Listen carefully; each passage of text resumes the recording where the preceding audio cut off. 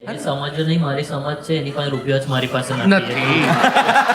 હા ડેફિનેટ પહેલા મને થયું કે મારું નામ આવી જાય પછી આ બધું કરું. નેમિન તો નામાંકિત કલાકાર છે માણસ. હું સર બહુ લેજેન્ડરી કલાકાર છું કારણ કે મને દહાડી આવતી જ નથી.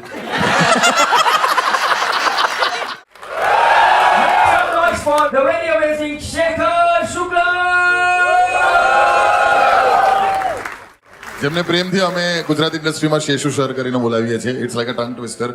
પણ શેખર સરનું બોડી ઓફ વર્ક તમને અંદાજો ના હોય તો આપણે કશેક ને કશેક ક્યાં ને ક્યાં એમને જોયા જ છે. ગુજરાતી પિક્ચરો હોય, બોલિવૂડ પિક્ચરો હોય, અને ખાસ કરીને એમના આઇકોનિક રોલ્સ ભલે એ થોડાક નેગેટિવ શેડના હોય કે પછી ફની શેડના હોય, આપણને હસાવ્યા પણ છે અને એટલો ખોફ પણ એમનો રહ્યો છે.